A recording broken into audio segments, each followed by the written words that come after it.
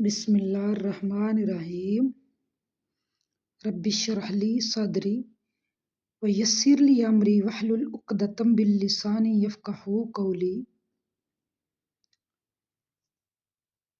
آج کا ہمارا سبق ہے سورۃ البقرہ کی آیت نمبر 76 سے لے کے 80 تک ہم ترجمہ اور تفسیر کریں گے۔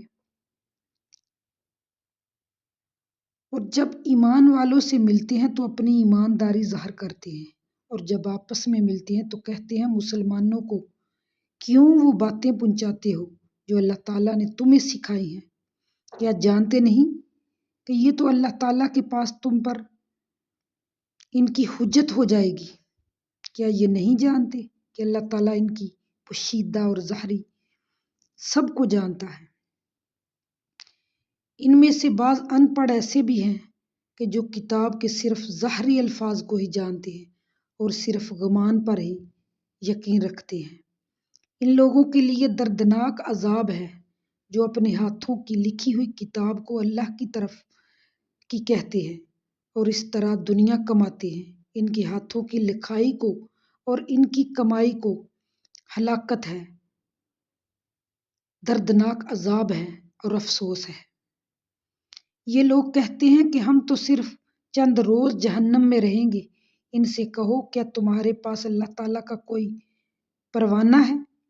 اگر ہے تو یقیناً اللہ تعالیٰ اپنے وعدے کے خلاف نہیں کرتے، بلکہ تم تو اللہ کے ذمے وہ باتیں لگاتے ہو جنہیں تم جانتے ہی نہیں۔ تو یہاں پہ بعض یہودیوں کے منافقانہ کردار کی نقاب کشی ہو رہی ہے کہ مسلمانوں میں تو اپنے ایمان کا اظہار کرتے ہیں، لیکن جب آپس میں ملتے ہیں تو ایک دوسرے کو اس بات پر ملامت کرتے ہیں کہ تم مسلمانوں کو اپنی کتاب کی ایسی باتیں کیوں بتاتے ہو جس سے رسول عربی کی صداقت واضح ہوتی ہے۔ اس طرح تم خود ہی ایک ایسی حجت ان کے ہاتھ میں دے رہے ہو جو وہ تمہارے خلاف بارگاہ الہی میں پیش کریں گے۔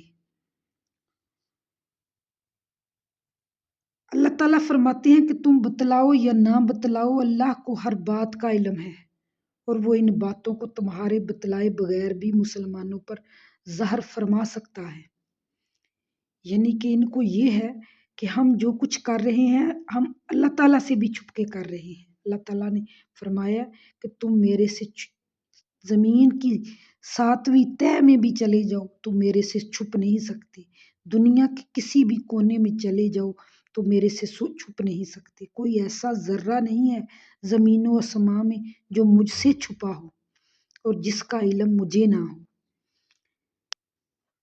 یہ تو ان کے اہل علم کی باتیں ہیں، جیسے کہ وہ کہہ رہے ہیں نا کہ ان میں سے ایسے بھی کچھ ان پڑھ ہیں جو صرف گمان پر ہی، جو سنی سنائی باتوں پر ہی یقین رکھتے ہیں اور انہی پر زندگی بسر کر دیتے ہیں، انہی پر ان کی خاتمہ ہو جاتا ہے اور ان کو حق بات کا پتہ ہی نہیں ہوتا۔ یہ تو ان کے اہل علم کی باتیں تھیں۔ رہے ان کے ان پڑھ لوگ، وہ کتاب تورات سے تو بے خبر ہیں، لیکن وہ آرزویں ضرور رکھتے ہیں اور گمانوں پر ہی ان کا گزارا ہو جاتا ہے، سنی سنائی باتوں پر ہی وہ گزارا کرتے ہیں۔ مثلاً ہم تو اللہ کے چہیتے ہیں، ہم جہنم میں اگر گئے بھی تو صرف چند دن کے لیے، اور ہمیں ہمارے بزرگ بخشوا لیں گے وغیرہ وغیرہ۔ یہ ان کی سنی سنائی باتوں پر ہی وہ یقین رکھتے تھے۔ یہ یہود کے علماء کی جسارت اور خوف الہی سے بے نیازی کی وضاحت ہے کہ اپنے ہاتھوں سے مسئلے گڑھتے اور بے بنیاد چیزیں اپنے ہی سے بنا لیتے۔ یہ اللہ کی طرف سے ہے اور وہ بناتے اپنی طرف سے تھے باتیں، لیکن وہ اللہ کی طرف منسوب کر دیتے کہ ہمیں یہ اللہ کی طرف سے ملی ہے، یہ اللہ کی طرف سے ہم پہ نازل ہوئی۔ وَوَيْلٌ لَّهُم مِّمَّا يَكْسِبُونَ، فرمایا یہ جہنم کی ایک وادی ہے جس کی گہرائی اتنی ہے کہ ایک کافر کو اس کی تہہ تک گرانے میں 40 سال لگیں گے۔ یہ جہنم کی ایک وادی کا ذکر کیا جا رہا ہے۔ جس کی گہرائی اتنی ہے۔ اور یہ یہود کہتے ہیں کہ دنیا کی کل عمر 7,000 سال ہے اور ہم 1,000 سال کے بدلے ایک دن جہنم میں رہیں گے۔ اس حساب سے صرف 7 دن جہنم میں رہیں گے۔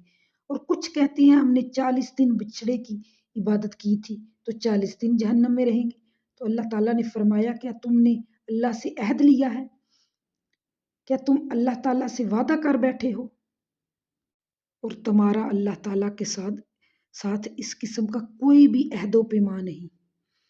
تمہاری اللہ تعالیٰ کے ساتھ ایسی کوئی بھی ڈیل نہیں ہوئی، ایسی کوئی بھی بات نہیں ہوئی۔ یعنی کہ یہ تمہارا ہی دعویٰ ہے کہ اگر ہم جہنم میں گئے بھی تو صرف چند دن کے لیے جائیں گے۔ تمہاری طرف سے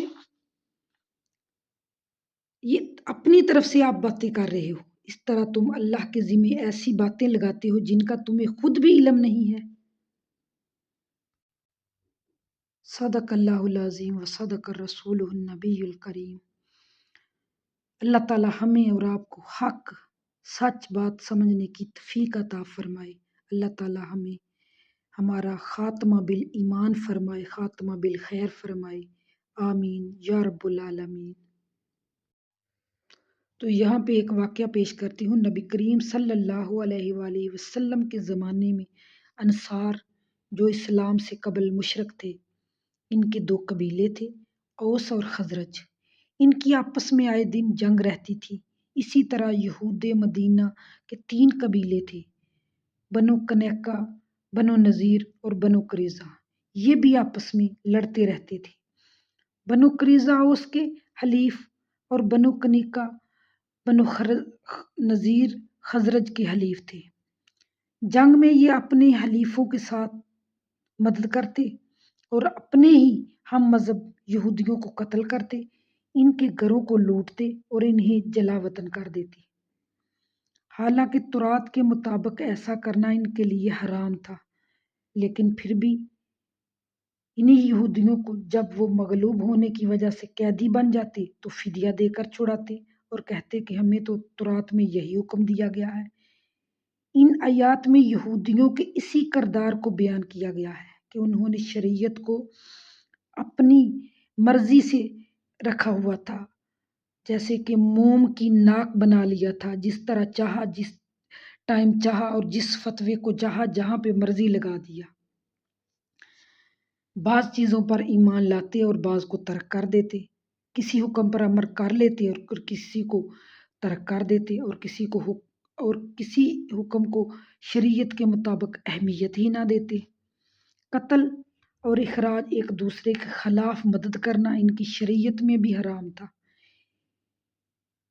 تو انہوں نے بے جا ان چیزوں کا ارتکاب کیا اور فدیہ دے کر چھڑا لینے کا جو حکم تھا اس پر عمل کر لیا۔